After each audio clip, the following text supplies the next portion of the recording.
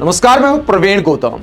PM Modi के सामने 4 anchor बिठाने का क्या फायदा, जब 4 एंकर मिलकर एक काउंटर सवाल नहीं कर पाए। विपक्ष का मजाक उड़ाने के बीच एंकर अपनी कुर्सी पर उछलते रहे और पीएम मोदी की तारीफ करते रहे। जब पीएम मोदी राहुल गांधी का मजाक उड़ा रहे थे तो आज तक के एंकर सुधीर चौधरी और राहुल कंवल ये बोलते दिखाई दिए कि सर बड़ी धांसू फॉर्म में है, आज तो सर बड़ी अच्छी फॉर्म में है, जमकर धुलाई कर रहे हैं। लेकिन धुलाई करना किसी इंटरव्यू में एंकरों का काम होता है, काउंटर सवाल करना एंकरों का काम होता है। वो काउंटर सवाल 4 एंकर मिलकर एक काउंटर सवाल कायदे का नहीं कर पाए। अगर काउंटर सवाल कर पाते तो पीएम मोदी के लिए जवाब देना मुश्किल हो जाता।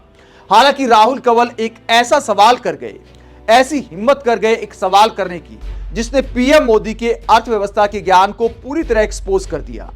चारों एंकरों का चेहरा बता रहा था कि पीएम मोदी की ऐसी बात सुनकर वो भी हैरान थे, लेकिन काउंटर सवाल ना करने की कोई मजबूरियां रही होंगी, इसीलिए पीएम मोदी कुछ भी बोलकर चले गए। अर्थव्यवस्था को लेकर क्या सवाल किया और पीएम मोदी की जवाब देते कैसे हालत खराब हो गई और बात को घुमाकर कैसे गोलमाल कर दिया, पूरी कहानी आगे आपको दिखाएंगे। पहले उस सवाल के पीछे की कहानी बताते हैं जो राहुल कंवल ने पूछा था। कुछ समय पहले वर्ल्ड इनइक्वालिटी लैब की एक रिपोर्ट आती है जिसमें दावा किया जाता है कि साल 1922 से लेकर 2023 तक आते आते भारत में आर्थिक असमानता बहुत ज्यादा बढ़ गई है। और इसमें हेडलाइन दी गई इस रिपोर्ट की कि the rise of the billionaire Raj, मतलब बिलियनियर तो पैदा हो रहे हैं लेकिन भारत में गरीबों की हालत बहुत बुरी होती जा रही है।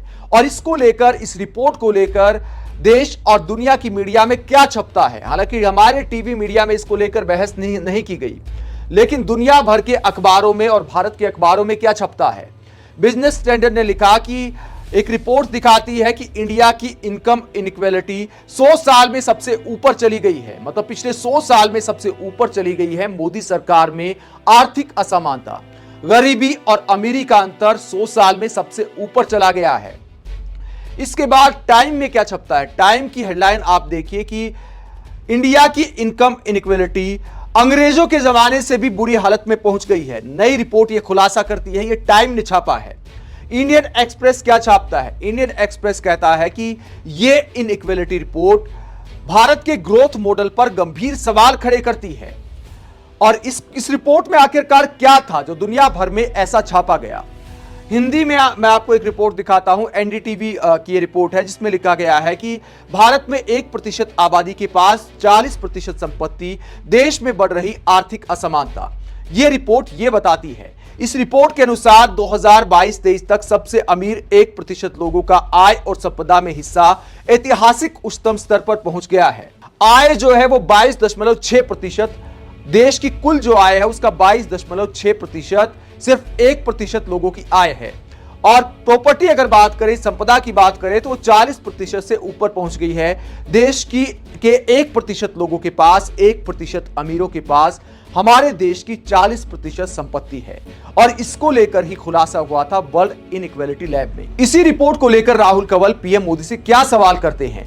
राहुल कंवल सवाल करते हैं इंटरव्यू में कि मोदी जी आप ये बताइए कि आपकी सरकार में अभी हाल ही में एक रिपोर्ट आई है जिसमें बताया गया है कि देश में गरीब और गरीब होता जा रहा है और अमीर होता जा रहा है। देश में आर्थिक असमानता काफी बढ़ गई है। पीएम मोदी सवाल को सुनकर चौंक जाते हैं और बड़ी मुस्कुराहट के साथ, बड़े एरोगेंस के साथ जवाब देते हैं। तो आप क्या चाहते हैं कि सारे लोग गरीब हो जाएं?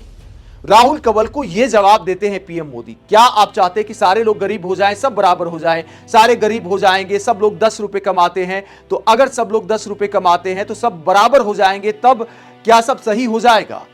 पीएम मोदी इस तरह का जवाब देते हैं। यह जवाब नहीं देते कि आर्थिक असमानता को दूर करने के लिए उनकी सरकार क्या कर रही है। आंकड़ों के साथ जवाब नहीं देते। कहते हो रहा है, धीरे धीरे हो रहा है, लोग गरीबी से बाहर निकल रहे हैं, धीरे धीरे आगे जा रहे हैं। आज 10 रुपए कमाते हैं, कल 20 रुपए कमाएंगे, कल 100 रुपए कमाएंगे। मतलब पब्लिक को आत्मनिर्भर छोड़ दिया है, इस अंदाज में जवाब देते हैं देश के प्रधानमंत्री।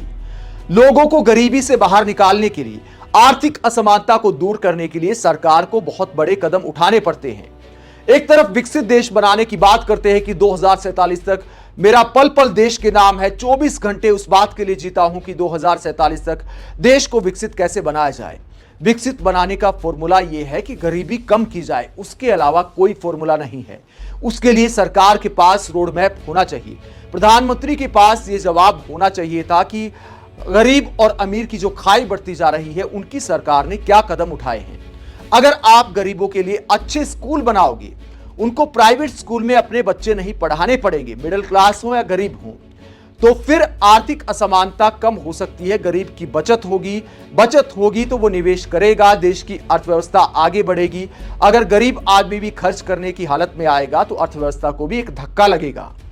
तो आपका जो काम है, स्कूल अच्छे हों, अस्पताल अच्छे हों, लोगों को मुफ्त शिक्षा और इलाज मिल सके, तो इसके लिए सरकार अच्छी शिक्षा के लिए, स्वास्थ्य के लिए क्या कर रही है, यह प्रधानमंत्री को बताना चाहिए था।